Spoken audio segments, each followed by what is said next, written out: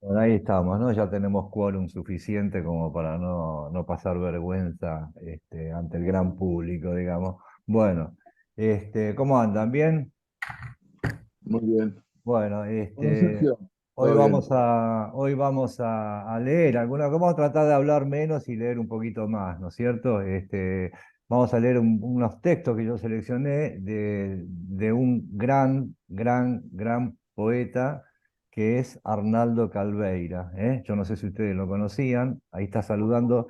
Acá tenemos a Patricia, que está saludando en este momento por el chat. Que se llama Patricia Calveira y me parece que no es casualidad, ¿no? Ese apellido. Vos dirás, Hola, Patricia. hola, hola, buenas tardes. Perdón que interrumpa. Mm. Un gusto, Isaías. Sí, soy sobrina de Arnaldo. Gracias, gracias por esto. Y bueno, acá estoy escuchándote. Y bueno, gracias por. Bueno, Marta Sosa me avisó y bueno, estoy acá claro, sí, me participando. comentó que te iba a decir, ¿viste? Así que bueno, te digo, Muchísimas gracias. me pones en un aprieto, ¿eh? No, por favor, al Pero bueno, contrario. vamos a Gracias, tratar de hacer las gracias. cosas lo mejor Atentamente posible. escuchándote, Bueno, escuchándolos. bueno, bienvenida al grupo que Gracias, vas a ver que muchísimas gracias. Es entre un los honor más para mí. interesantes. Bueno, gracias. Ahí está Cecilia saludando. Bueno, ¿qué hace Cecilia? ¿Cómo está?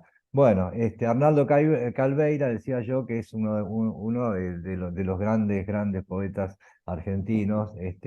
Cuando decimos, nos tomamos ese atrevimiento, ¿no? Cuando decimos uno de los grandes poetas argentinos y todos estos poetas que estuvimos viendo, ¿no? En estos ciclos. Quiero decir yo también con esto que es uno de los grandes poetas de cualquier latitud y de cualquier tiempo, ¿no es cierto? Tal vez, no sé si ustedes lo conocían a Calveira, habían leído alguna cosa. Gloria sí lo conocía, ¿está? Un poquito, dice Aurelio. Bueno, No. sí, eh, efectivamente, tal vez no sea tan conocido como algunos otros de los nombres que estuvimos viendo a lo largo de todos estos ciclos, pero bueno, me parece que es una cuestión de tiempo nomás y en algún momento va a tener mucho más reconocimiento. De hecho, yo creo que de a poco va apareciendo este nombre cada vez más, ¿no es cierto? Nosotros estamos poniendo desde acá un granito de arena para que eso suceda, porque es un poeta que, ya les digo, es muy interesante por varios motivos, principalmente porque tiene un uso del lenguaje, a mi juicio, magistral, ¿no es cierto? Es un hombre, Calveira, que pone absolutamente el lenguaje al servicio de la expresión, de su pulsión, digamos, expresiva. Entonces, maneja el lenguaje de una manera muy plástica, muy inteligente, muy intuitiva y muy, sobre todo, muy eficaz, ¿eh? Vamos a ver que tal vez en una primera lectura no alcance, ¿no es cierto? Pero no porque sea críptico, ni hermético, ni mucho menos, su lenguaje es muy sencillo, ¿no? Pero está trabajado desde el punto de vista de la forma de una manera absolutamente propia, ¿no es cierto? Y es uno de estos poetas que cuando vimos, por ejemplo, cuando vimos a Saer, ¿no? Es uno de estos poetas de esa zona, digamos, ¿no es cierto? De aquello que nosotros dijimos así un poco caprichosamente, poetas del río, ¿no? De ese otro gran foco poético que es el litoral, o que fue el litoral en algún momento, que generó un grupo tanto de poetas como de narradores, como de cineastas, muy importante, ¿no es cierto? Equiparable y yo creo que en última instancia, en muchos aspectos, mucho más significativo que muchos de los grupos que se dieron acá en la capital, en Buenos Aires, ¿no? Por eso mismo también, tal vez por su localización geográfica, todos estos poetas, estos artistas, no son tan conocidos como deberían serlo o como son otros de acá, de la ciudad, ¿no es cierto? Bueno, entonces Calveira nació en Entre Ríos, en una localidad que se llama Mansilla, en el año 1929. Ya que vinimos hace poquito hablando de Saer y demás, era unos años mayor que Saer, casi 10 años. Saer era del 37, ¿no? Saer tenía una profunda admiración por Calveira, ¿no?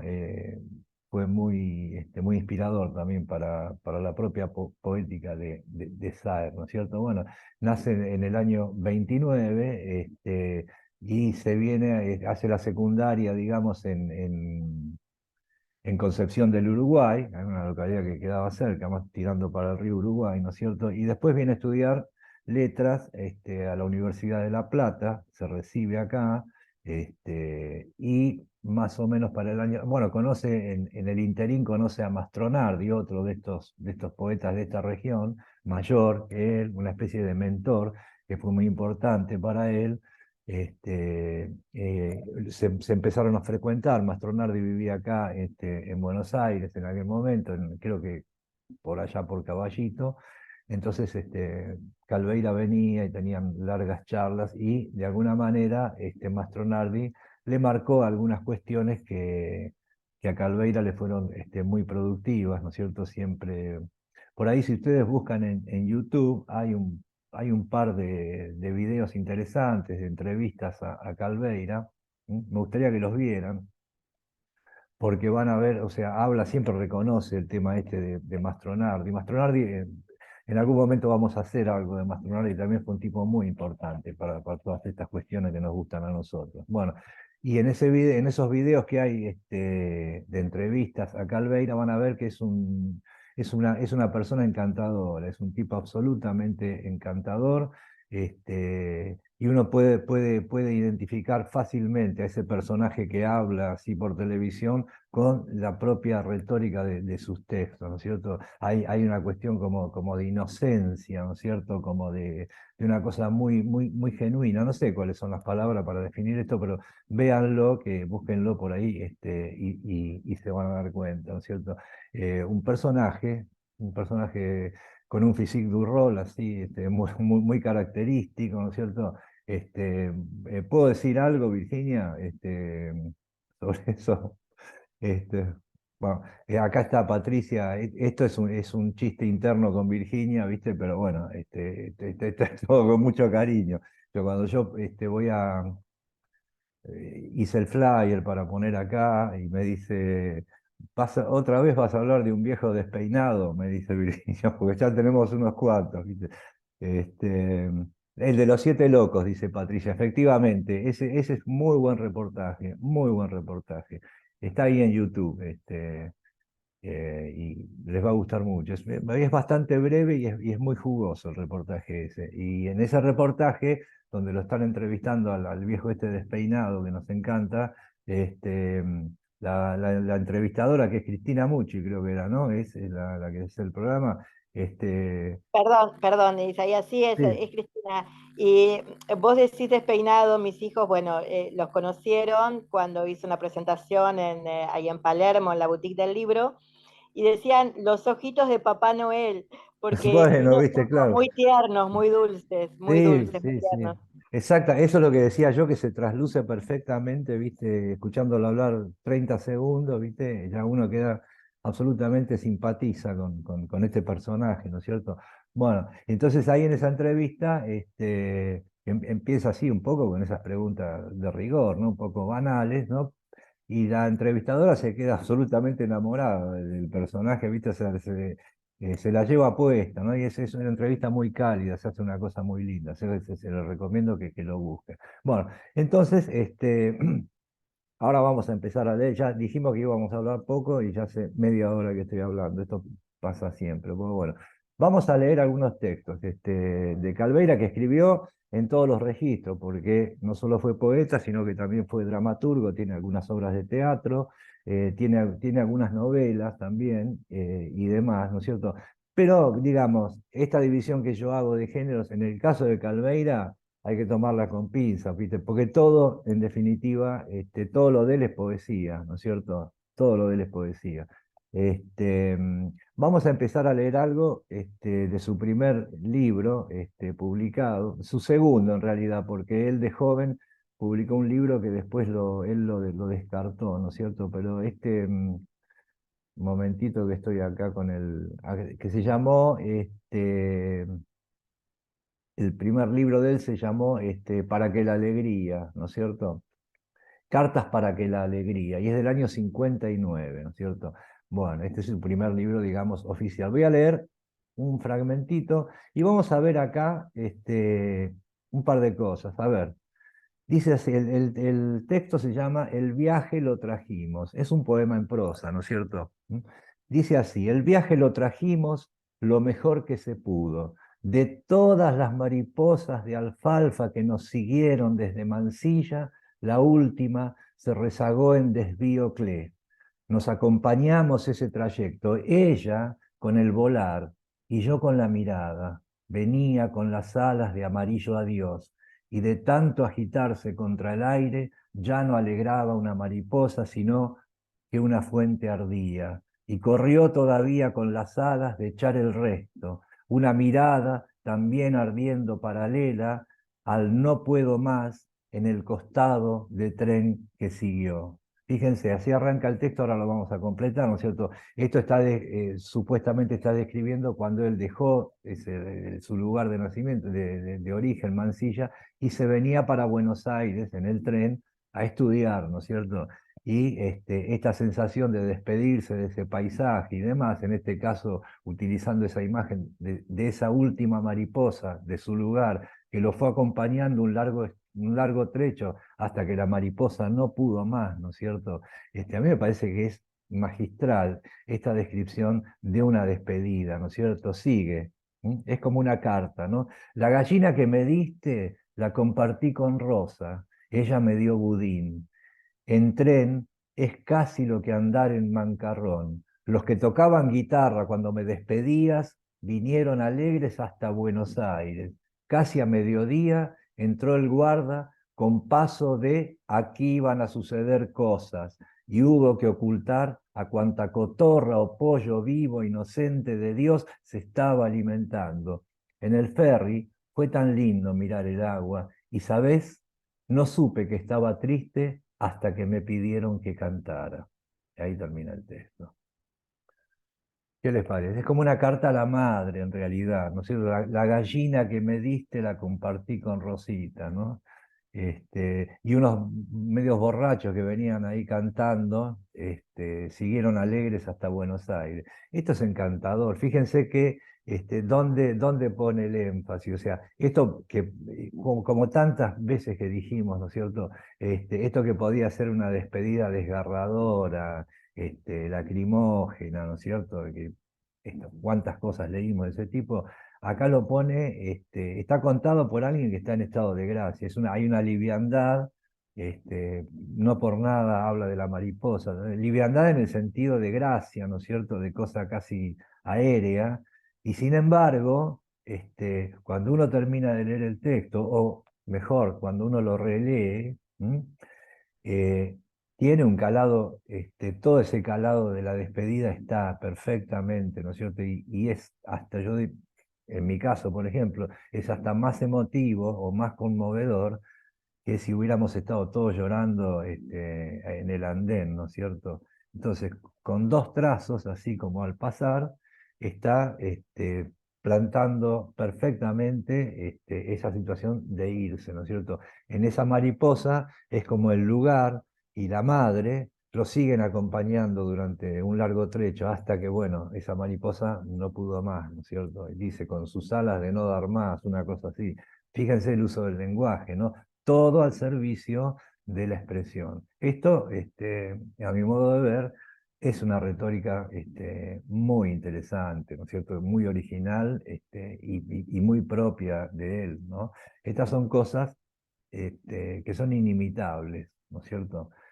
Uno aprende de estos tipos, pero no sé lo que aprende, o sea, porque uno no va a escribir así, pero algo de esta cosa queda en uno. Y esta mirada siempre inocente, ¿no? La gallina la compartí con fulana, ella me dio budín, la cosa más banal del mundo, pero todo abonando esta sensación de despedida, ¿no es cierto? Fue lindo mirar el agua cuando cruzamos, ¿no?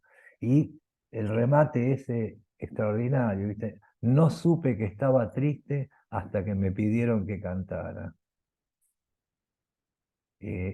Ahí es donde él se da noticia de que está triste, ¿viste? Ahí algo, algo se le quebró cuando lo pusieron en la situación del canto, ¿no es cierto?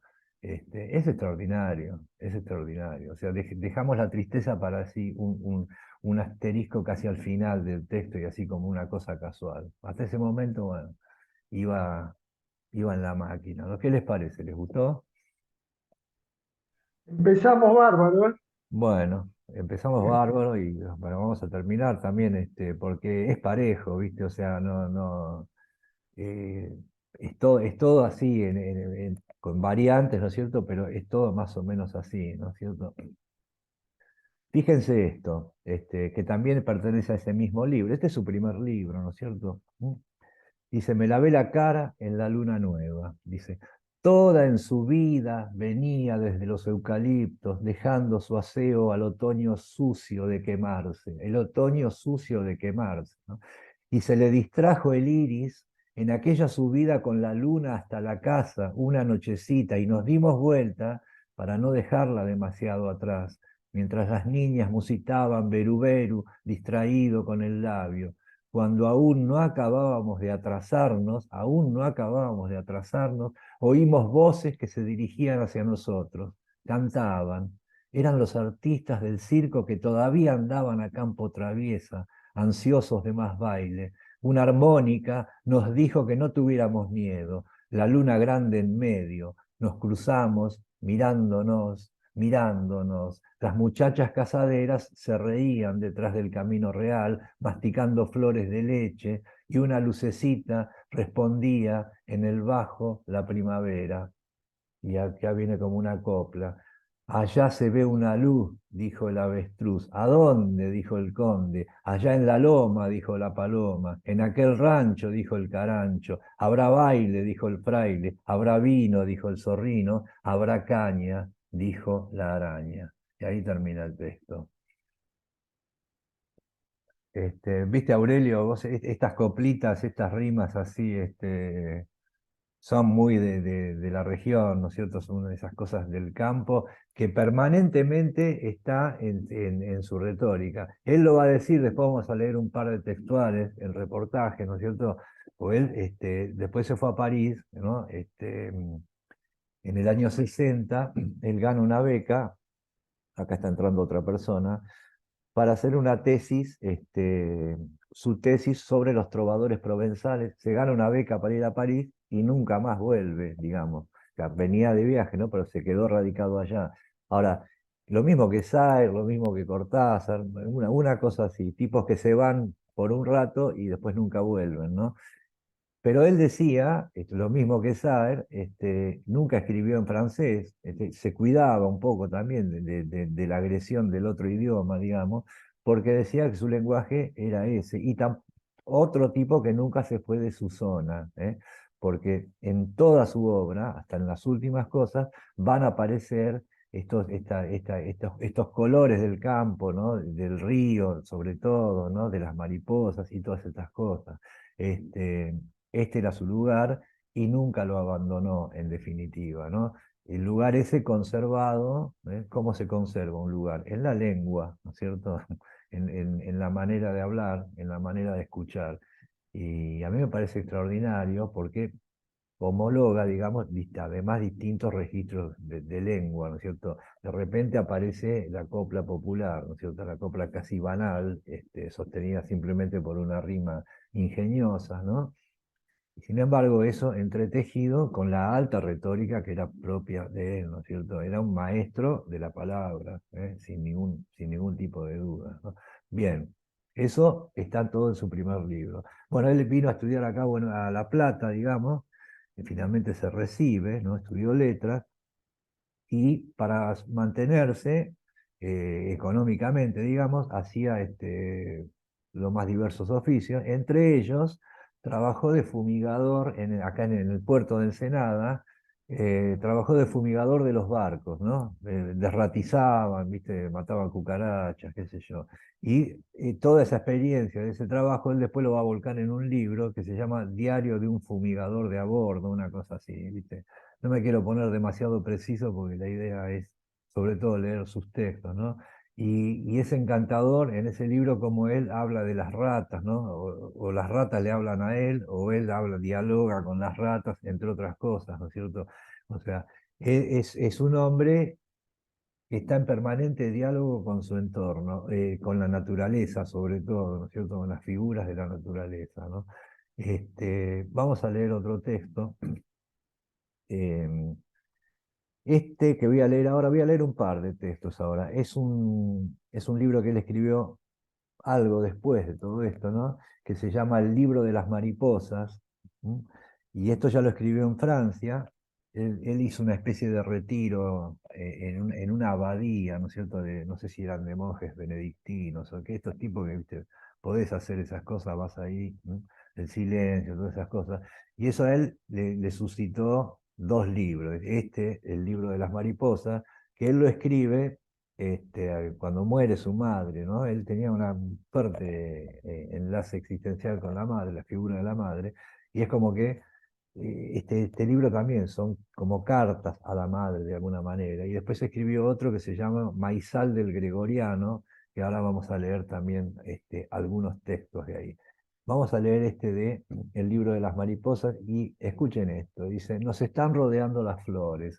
Escucha, nos están rodeando de flores, todas las flores del Tala, batalla de más en más cerrada, repecharemos el Uruguay y con la frente en las margaritas, escucha, escucha el colmenar solemne de los que llegan tarde, el arrancarse de las flores hacia el hondo, el barco se ha dormido, escucha el menudeo del agua contra el reborde, nos van las nubes esperando en el pontón, y abarca la luz los campos, la luz del aire hacia este fondo sin peces ni sin nubes. Fíjense que es una retórica bastante particular, ¿no? Acá hay frases dadas vuelta.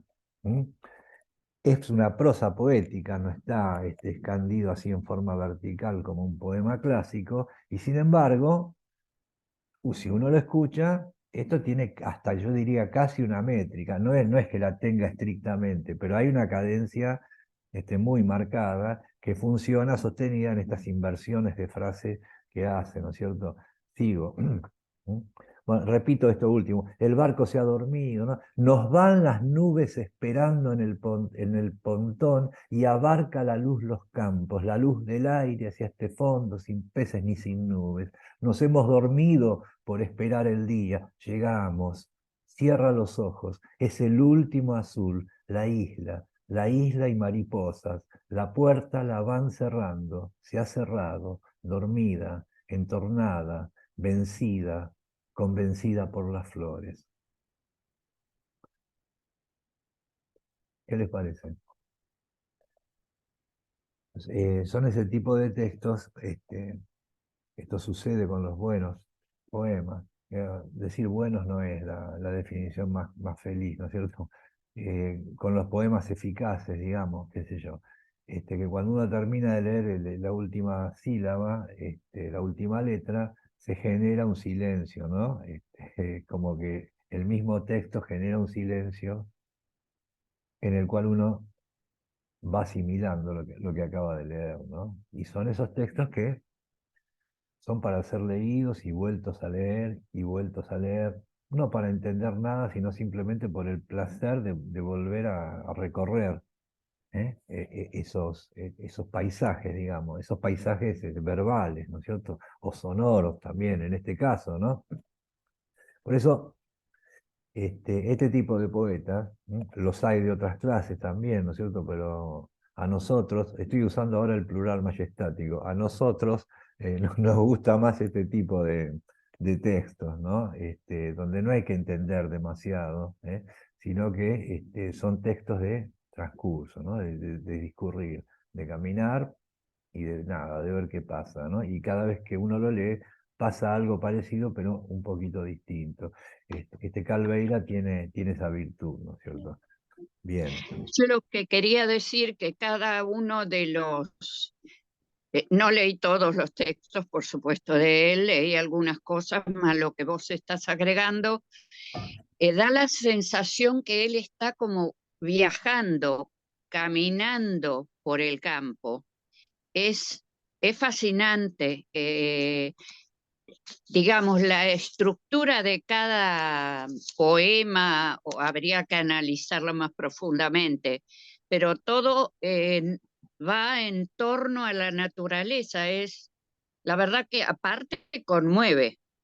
totalmente. Eso de las niñas masticando flores de leche, Es es toda una maravilloso. metáfora Sí. también, ¿no? Hermoso. Sí, sí, sí. Bueno, y esa mirada que está, digamos, contando las cosas por primera vez, ¿no es cierto? Estamos de repente, lo que muchas veces también dijimos, que suele suceder en estos casos, como el de este escritor, es que estos poemas nos traen noticias de algo, son como noticias, porque son cosas que ante la mirada del poeta suceden por primera vez, ¿no es cierto? ¿Mm? Este, bueno, podríamos decir que filosóficamente, según algunos criterios, todo está sucediendo por primera vez, ¿no es cierto? Y nada se repite. Pero acá no es que lo diga, lo hace en el objeto poema, ¿no es cierto? En la estructura. Entonces es una mirada de absoluta inocencia. Si uno está viendo las cosas por primera vez, es inocente en esa primera vez, ¿no es cierto? Entonces, esa es la mirada de Calveira, no solo la mirada, sino la mirada que además supo plasmar, ¿no es cierto? Y supo transmitir, ¿no?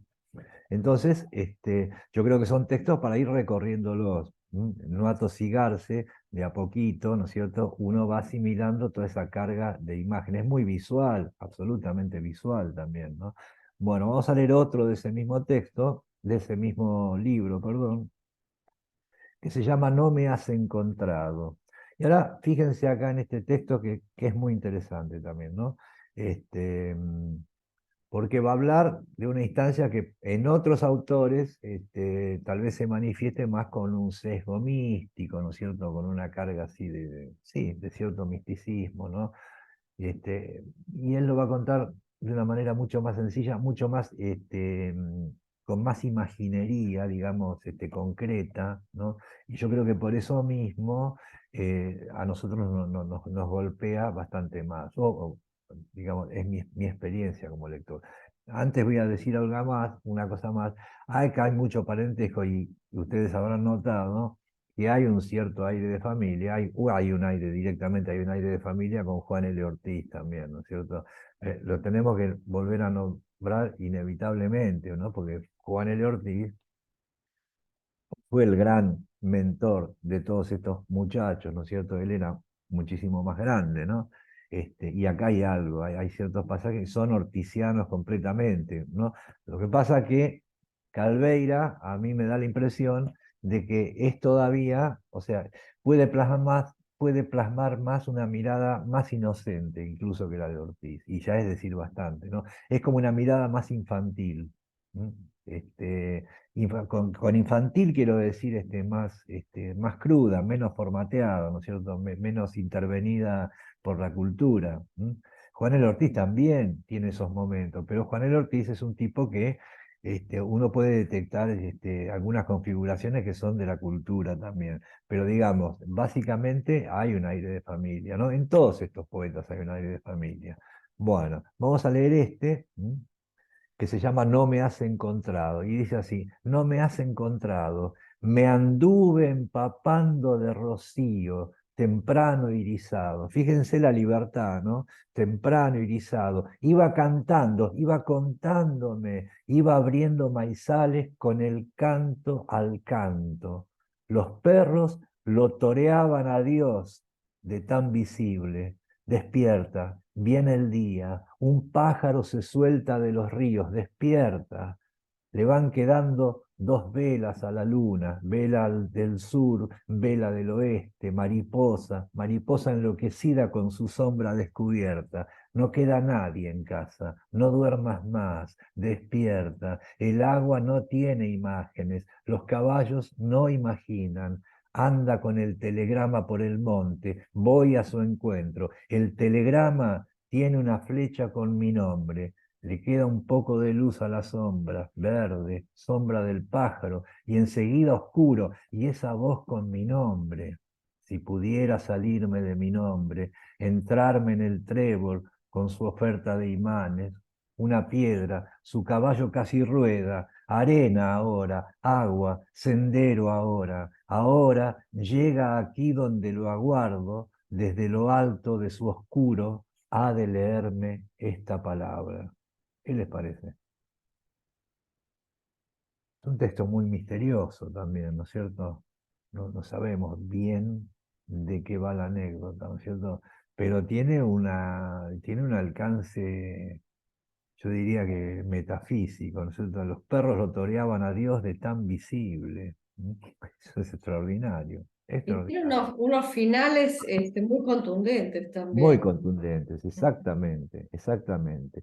O sea, encuentra en los finales la coagulación justa de todo el texto, ¿no es cierto? Yo sé que estas cosas son un poco caprichosas, muchas veces en la composición de los textos interviene el azar y demás, y no está mal que suceda eso, ¿viste? Cuando el enunciador, digamos, en este caso Calveira, está tan empapado de lo que está diciendo, tan metido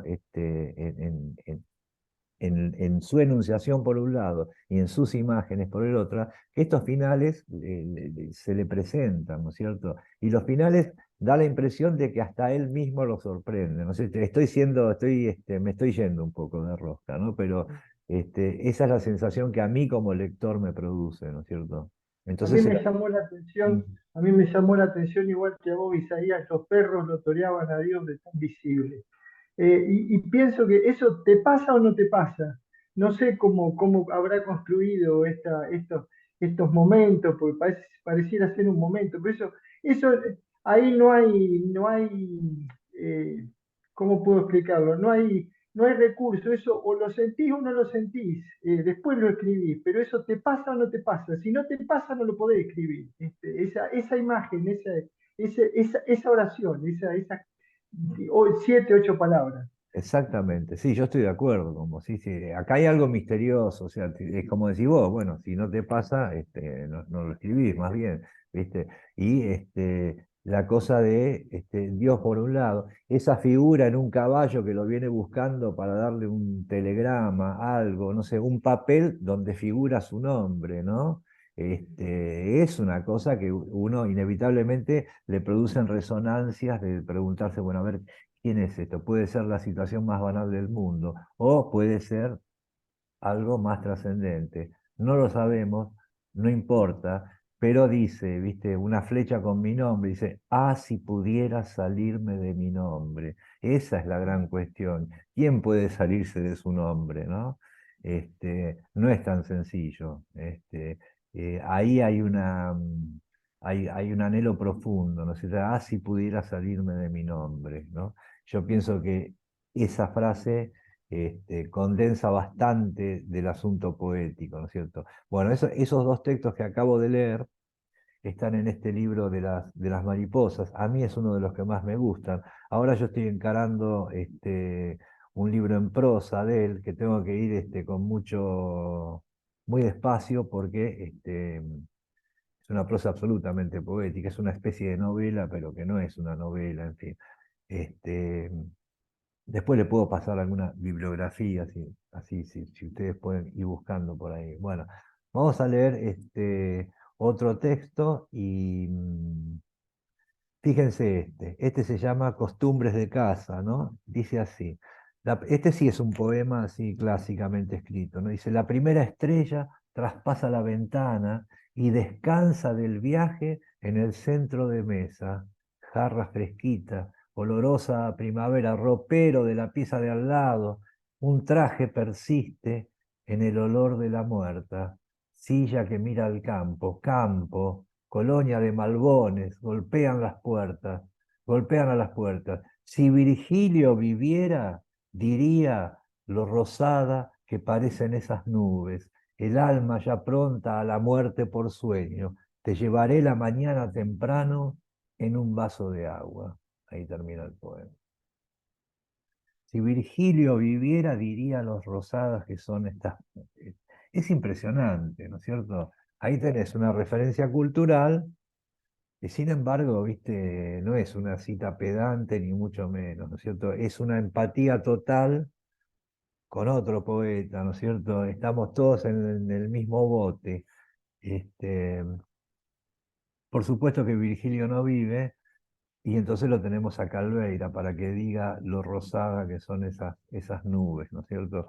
Este, ¿Se dan cuenta del calado de esto? O sea, no, no pretendo exagerar la cosa, pero digamos, acá hay un diálogo, al nombrar a Virgilio, o sea, hay un diálogo, lo tenemos presente, están en el horizonte Virgilio y 50.000 tipos más, ¿no es cierto? Que no lo van a decir. Y uno tiene la sensación de que lo tendrían que haber dicho o lo dirían mejor que uno, pero termina diciéndolo uno, porque es el que está acá y ahora, ¿no es cierto? Entonces estamos todos agarrados del mismo cable. ¿Eh? Eso es lo que a mí me transmite este texto y otros, ¿no es cierto? ¿No es cierto? Y después termina así: te llevaré la mañana temprano en un vaso de agua. Es una cosa Ahora fíjense lo que pasa con ese texto. Vamos atrás, y dijimos, nadie nace de un repollo, ¿no es cierto? Este, Él acá está utilizando algo, yo no lo voy a afirmar taxativamente porque no sé, no lo sé, pero digamos, Emily Dickinson, ¿no? Con la cual retóricamente tiene bastante parentesco también, bastante parentesco, la misma mirada inocente esta, la misma mirada de niño cósmico, ¿no es cierto?, de infante lector. Emily Dickinson tiene un poema que dice, tráeme la puesta del sol en una copa. Este, Mm. y esto es exactamente lo mismo. Te llevaré la mañana temprano, ¿m?, en un vaso de agua. Este es más coloquial y tal vez más efectivo por eso, ¿viste? Te llevaré la mañana temprano, no dice el amanecer, ¿no? Te llevaré la mañana temprano. Está dicho deliberadamente un poco más torpe y me parece tanto más eficaz también, ¿no? Pero esto viene de algún lado, o las casualidades también existen. Yo no lo puedo afirmar ni negar, pero inmediatamente a mí se me dispara el texto de la Dickinson, ¿no es cierto? Bien. ¿Venimos bien? Bueno, Sí. vamos a leer un par de textos más. No la quiero hacer muy larga. A ver qué vamos a leer. Vamos a leer que se llama, él tiene otro libro que se llama Apuntes para una reencarnación. Vamos a leer un texto ahí que se llama igual, ¿no? Dice, palabras a no dudarlo, palabras, no otra cosa, palabras en lugares, las mismas en diferentes textos, palabras vueltas del revés desde la primera letra, a punto de poema, halladas en ocasiones, en lindes de un olvido, en manos aún torpes de aprendices de sol y de sombra. Poesía qué, cuándo, poesía cómo, acentos tales, palabras que quieren decirnos algo oculto desde siempre por las parcas de los sueños, escondido entre los pliegues. Bueno, y ahí si ustedes quieren, tienen un arte poética, ¿no? Este, es un continuo de reflexión, de sensación, de imagen, y siempre filtrados por esa sinceridad. A mí lo que me transmite este autor es sinceridad. Sinceridad, entendamos, ¿no? Es decir, cuando estamos hablando de arte, sinceridad no es decir la verdad, ¿m? Es otra cosa. Sinceridad es volcarse sobre un papel, no importa si es todo mentira o si es todo verdad, pero sí que está volcado totalmente en el papel. Este tipo de poetas, ¿no es cierto?, sinceros, digamos, como le llamamos recién, son tipos que están permanentemente a la intemperie, ¿viste? Lo que llueva, llueve y están ahí mojándose los tipos. Esa es la sensación que a mí me da. Esto también bastante tiene que ver con Juan L. Ortiz, insisto, ¿no es cierto? Estamos en esa misma familia. Vamos a leer otro de otro libro que se llama Iguana, Iguana, voy a leer un fragmento, ¿no? Dice, yo muero todavía, te lo digo, tienes que creerlo, nos estamos volviendo esta cosa increíble que es el amor. Un brazo es un abrazo, las estrellas más se internan descalzando flores. Tus enanos muertos que pisabas ayer tarde, el agua, las aguas, aquellas que miramos con un oído atento hacia las caras, sin saberlo, el viaje largo, presentido, larguísimo, callado, la casa por la copa de los álamos, el lado de sombra de tus ríos, la pandorga alta, queridísima, entregada con una mano, aquella palabra que llegó una tarde a pasar la vida con nosotros. ¿Qué tal, no? Aquella palabra que llegó una tarde a pasar la vida con nosotros. Este, ¿Qué les puedo decir? No hay que agregar más nada, ¿no? Encendido por el viento, ningún manantial pisa la tierra. El amor había nomás que darlo todo, si no, ¿quién habría de quedarse en casa cuando ya todos nos hayamos ido? Invierno de aquel año en que moríamos de niños, nada cesa, pero el amor no cesa. Qué mineral, cuánta greda en un fantasma. Yo sé, tienes que creerlo, yo muero todavía, ya me animo al amor con los ojos abiertos, yo lindo todavía, alambrada mía, río de sonda que me paras en dos patas de conseja, camino hacia tus bocas, dame de esas lámparas que pasan, dame de esas lámparas que pasan, de esas estelas que se apagan al hallarse, llévame para siempre conmigo, fuera mío, no dejes que yo entre más en tantas casas sin hallarte. Los 1000 dedos por noche de mis manos, laberinto que no extravías al que abre la boca sin su grito mudo, escucha, no escuches a las alas que no coinciden al cerrarse. Nos estará, sí, ya gozando la inolvidable muerte. Pues si no lo conocían, me parece que están conociendo a alguien bien interesante, ¿no es cierto?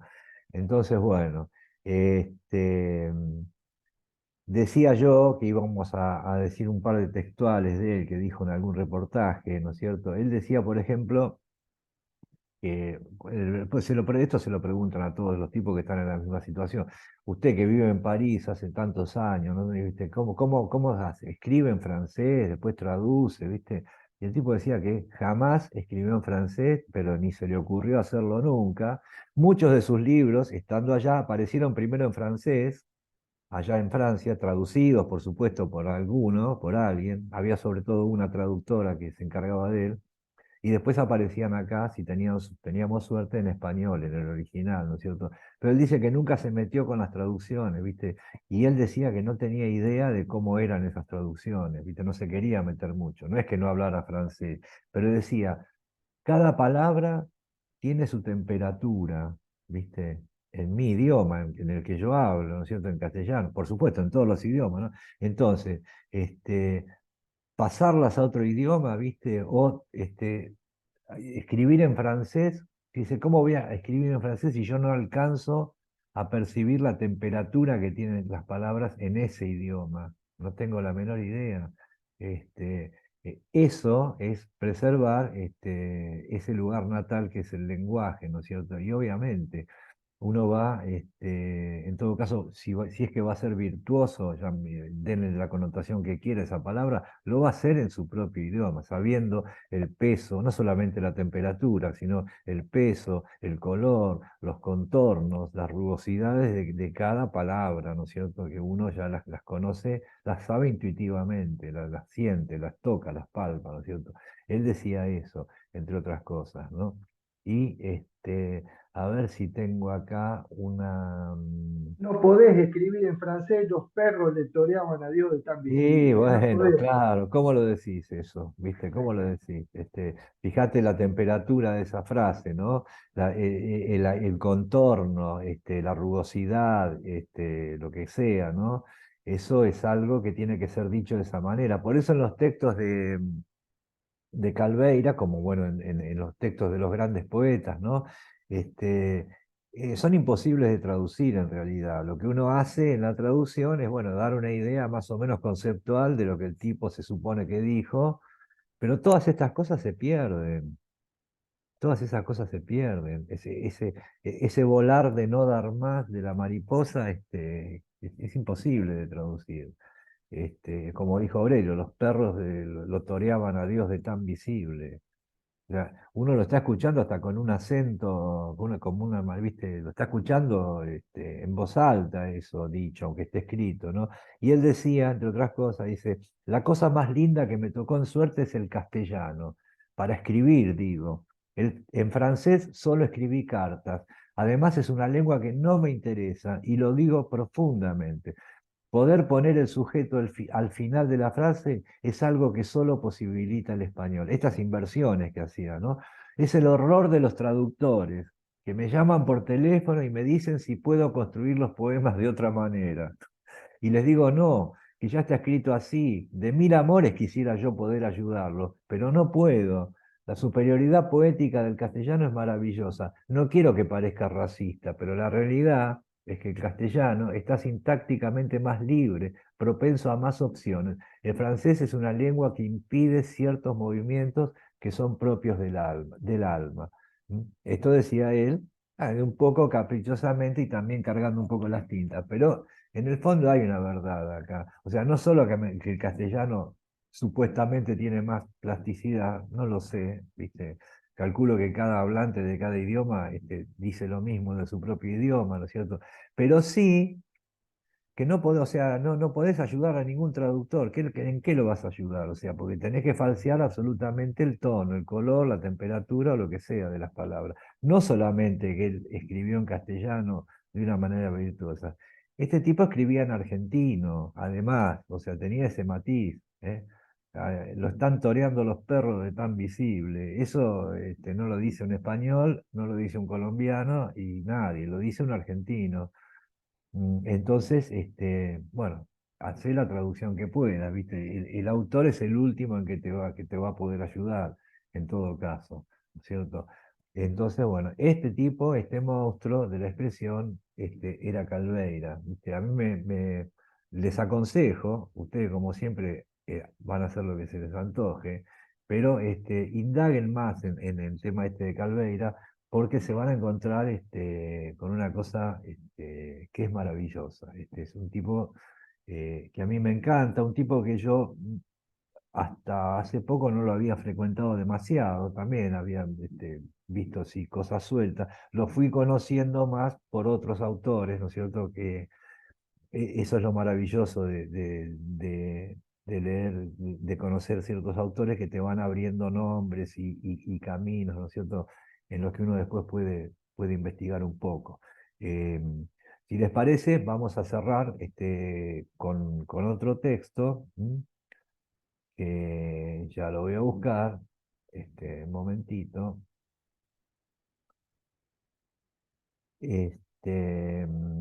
Habíamos dicho ¿no? Bueno, después tenemos otro acá.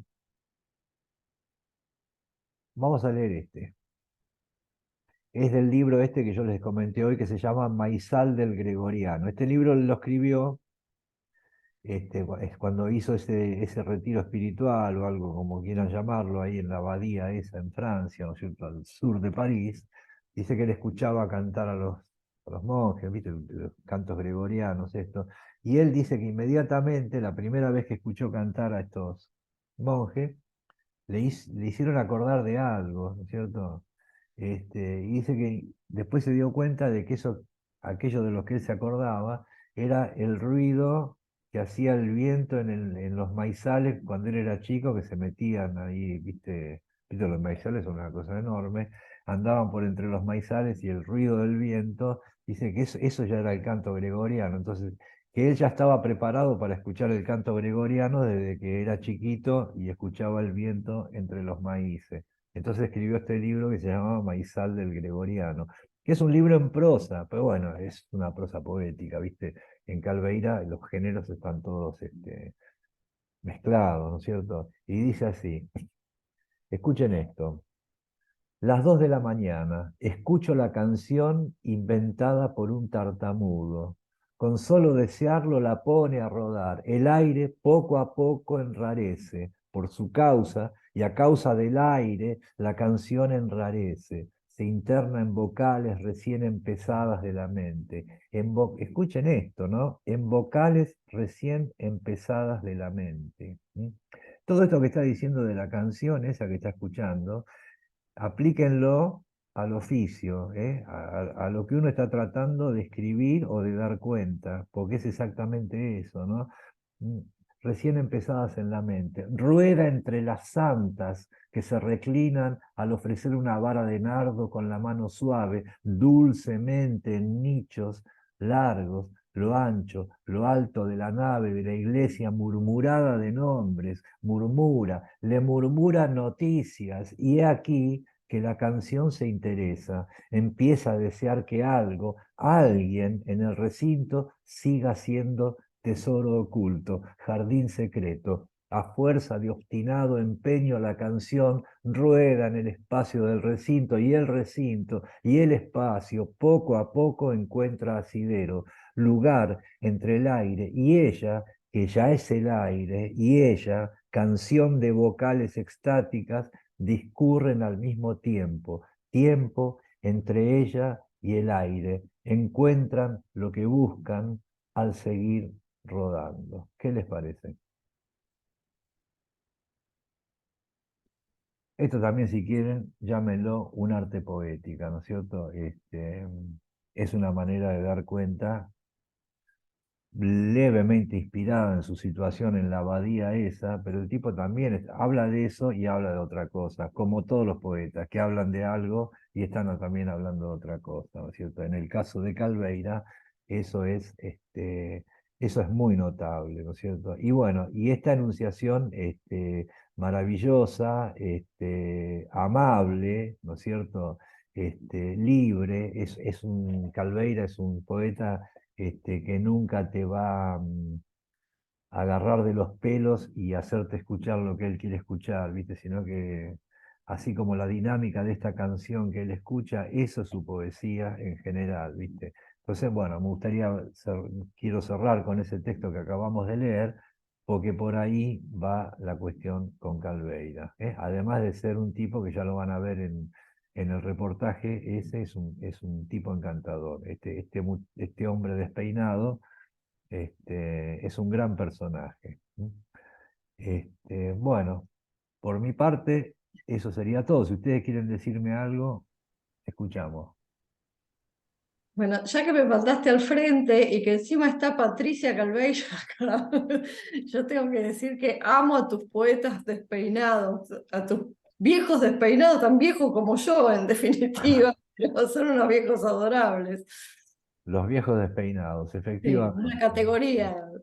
Es más, vamos a armar un ciclo que se llame Los viejos despeinados, pero más para fin de año va a ser eso, ¿no es cierto? Hay unos cuantos, ¿eh? Seamus Heaney, el irlandés, bueno, Ezra Pound, bueno, hay unos El cuantos. rapado, claro. Sí, sí, así que sí. Isaías, perdón que interrumpa, ¿no? Sí, Patricia. Primero, antes que nada, agradecer cada espacio en el que recuerdan a Calveira, Arnaldo, es para mí, no sé, no solamente un orgullo, sino que me parece que es casi imprescindible que se conozca su obra. Sí, claro. A mí me ha pasado en Entre Ríos, que obviamente mi familia es de todo Entre Ríos, de llegar a buscar un libro en alguna librería, tanto en Colón, en Paraná, y muchas veces ni siquiera conocerlo, ¿no? Y yo le empiezo a contar quién es, que es de Mansilla, hay una escuela actualmente que lleva su nombre, una calle que lleva su nombre. Acá en el 2017 en el Malma y en la Biblioteca Nacional en junio se hizo un homenaje a Calveira. Por primera vez a Arnaldo se le hizo un homenaje en Buenos Aires, porque como vos bien decías, Isaías, es increíble, pero en Europa es conocido, en París, Sí, bueno, claro, mucho más que acá, claro que sí, sí. allá tenemos la casa de él, ahora es museo, ¿sí? La relación con Cortázar y con Alejandra Pizarnik Cosa que no también, dijimos, sí, era muy amigo de Cortázar, de y Pizarnik, de de Alejandra. Saer. Sí, de hecho, Sí, Alejandra, parte de las cartas que deja a Alejandro, perdón, a Julio y también a Arnaldo. sí, sí, totalmente, sí, eso no lo Eh, dijimos, es cosa verdad. no, cosa no menor, ¿no? Para No, los más vale que de la sí, por eso. literatura. Entonces, este espacio que vos tenés, bueno, yo lo he difundido y también está buenísimo porque das a conocer estas personas que, como vos decías antes, no solamente en las obras que dejó, sino su ser en sí, su ser era especial. Era un ser que cualquiera que entre a YouTube y empieza a ver los videos, el documental que se hizo un documental franco-argentino también. Esto fue antes de la pandemia, que yo estuve en Paraná con la familia, o sea, se estrenó en París y acá en Entre Ríos, en Paraná. Así que yo fui a la Biblioteca de Paraná junto a algunos familiares, no pude ir a París lamentablemente, donde están mis primos, que son franceses, son los dos hijos que tuvo Arnaldo, Claro, Eva y Beltrán. sí. Beltrán es una persona que está en este momento también trabajando mucho en la Cancillería. Monique murió hace poco tiempo, que fue su mujer, y una compañera también Monique Tour. fundamental Mm. y muy importante. Así que bueno, es una figura, y la humildad. Yo quiero Totalmente, sí, la claro que sí. humildad, el ejemplo de humildad que tenía, o sea, nada, él escribía, acá hace un rato estaba viendo que tenía cerquita, que estaba releyendo el otro día la cama de Aurelia, La cama de que, Aurelio, sí, es otro de los... que en el 2008 me la dedicó, ahí justamente ahí en la boutique del libro, y que estuvimos charlando, iba a ir a París yo, después bueno, él murió, bueno, no pude ir antes de que falleciera, pero la humildad, a la gente le llamaba la atención eso en sus presentaciones, y cuando él leía humildemente lo que escribía, o sea, lo leía como diciendo, no sé si les va a gustar, qué sé yo, no sé, algo muy simple, muy llano. Creo que eso es lo que llega al corazón de la gente. El hecho de que él transmitía, como vos bien decís, eh, en forma pura, transparente, así, tal Así, cual. sí, así nomás, y sin ninguna parte, sin ningún alarde retórico, ni mucho No, menos. O sea, no. y eso es, como dijiste vos, es perceptible inmediatamente, ¿viste? El tipo dice dos palabras y ya sabés quién es, y ya sabés, ¿viste? Ya Ujú. simpatizás. O sea, a mí me pasó eso, ¿viste? Vamos a poner acá en el chat, ahora que recién lo quise hacer, pero se me abrió la música y todo, ¿viste? Vamos a poner los enlaces, el enlace al reportaje ese Ay, en estaría YouTube. buenísimo que Y todos lo después, claro, y tengo también, hay un tráiler, hay 11 minutos del tráiler de ese documental que vos estás diciendo también, vean. Sí, sí, sí, sí. que es muy interesante también, ¿viste? Porque él Eh, habla, eh, bueno, recuerda cosas, ¿no es cierto? Sí, aparte ahí aparecen los hijos, aparece Mm, Monique, que todavía estaba con vida, sí, y bueno, y hablan y recorren un poco, ¿no? Recorren un poco esa vida en París y su querido Mansilla, y como vos dijiste bien, él nunca se fue. nunca se No fue, sé, no, no, no, no claro. sé qué pasa con algunas otras personas, yo nunca me moví de Buenos Aires, pero no sé si a todos les pasa lo mismo. Pero él se fue y no se fue, o sea, se fue físicamente, pero él todo el tiempo pensaba en relación a lo que era Entre Ríos, a lo que era, bueno, volvía a Mansilla Sí, cada sí, vez que sí. podía. Claro, bueno, eso Eh, de que nunca se fue lo dice explícitamente en el reportaje ese que le hace la Muchi, lo dice sí, sí. claramente, ¿viste? Entonces, bueno, pero son estos tipos que, lo mismo que Saer, ¿viste? Se Ujú. mantuvieron viviendo en su lengua, en su idioma, ¿viste? Tratando de que no lo atacaran. Él dice en un momento del reportaje, dice, yo podría irme ido a vivir a Londres, dice, pero el inglés es mucho más agresivo que el francés, es mucho más Exacto, invasivo. Y exacto, él se quiso exacto. preservar de Más eso. amigable, le pareció más amigable el francés, exactamente, sí, sí, Exactamente. sí, sí. Y bueno, y era lo que era él. La verdad que una persona digna de conocer independientemente, y no porque sea mi tío, No, por eh, supuesto. digna de conocer como ser humano, independientemente de... Y va, creo que va relacionado, ¿no? que lo que expresamos y lo que nos gusta de su literatura, de sus obras, es justamente ese ser humano expresado en las letras de una forma tan cabal. Creo que es eso justamente. Así que te agradezco, Isaías, No, y por agradezco a favor, Marta ¿viste? que me avisó porque, Claro. bueno, no, no, no, Bueno, no, no, no, viste, un gusto haber no. contado con tu presencia acá, viste, y bueno, A disposición y estás bueno, invitada para las próximas que hagamos, viste, por ahí por Facebook ya totalmente. te vas a enterar, viste, porque esto cada 15 días hacemos algo así, viste, abierto y público, viste, con alguno de estos personajes, viste, más allá de lo que hacemos puntualmente, más formalmente, que son los seminarios, bueno, cada 15 días, viste, vamos domingo Excelente. por medio haciendo alguna cosita de esta, viste, así que bueno, te Y agradezco mucho. te comento algo, postdata sería casi por el final. Se incorporó una bibliotecaria amiga acá que se llama Desiree, que está acá Ah, que que acá la está estamos viendo. Hola, deciré. claro, que si ella quiere contar, ella me dice la otra vez que estaba muy contenta porque, no sé si con Aviv, a ver, deciré si es así, estuvieron repartiendo los libros a las bibliotecas y a todas les llegó libros de Arnaldo. ¿Es así? Bien. Deciré por las dudas. Hola, hola, ¿cómo están? Gracias, hermoso el espacio. En Conavip nos repartieron unas cajas que son de un programa que se llama Libros y Casas.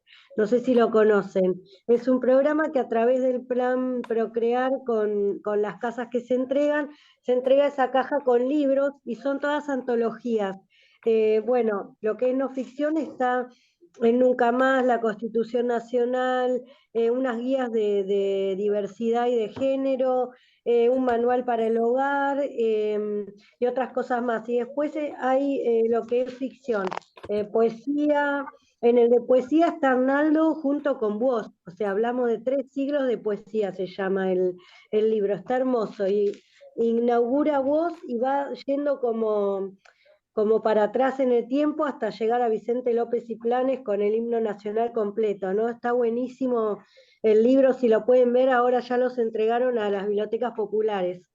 No sé si a las escuelas también, pero hay de todo. Y ahí en el de poesía hay una poesía de Arnaldo, que ahora no me acuerdo cuál era, justo lo presté al libro, pero es una de las poesías de él. Bien, perfecto. Bueno, buenísimo, me Bueno, encanta. así que Bueno. bueno, por lo menos otra parte de difundirlo y de que la gente lo No, vaya seguramente, conociendo. ¿viste? Y aparte, bueno, es una cuestión también de, ¿viste? De tiempo, ¿viste? No importa cuánto tiempo más o menos, ¿viste? A la larga, este monstruo, tiene que salir a flote, ¿viste? Porque obviamente, ¿viste? Y yo creo que ahora es mucho más, muy, conocido, Seguro digamos, a nivel seguro. popular, ¿viste? Pero Así bueno, es. este es uno de los grandes, grandes, grandes, grandes, ¿viste? Bueno, Así que bueno, me alegro haber podido compartirlo con ustedes. Así que bueno, están muchísimas invitados gracias. para la próxima. Recuerden que el jueves que viene arrancamos con este nuevo ciclo de poesía, ¿no? Desde el siglo XX hasta Pobre de nosotros, lo que va del siglo XXI, nada, pero es un chiste. Así que bueno, los espero ahí, ¿eh? Bueno, les agradezco Muchas gracias, Gracias. y nos estamos viendo. Gracias. Gracias, gracias. Suerte. Hasta la próxima. Después voy a subir esto, ¿eh? Bueno.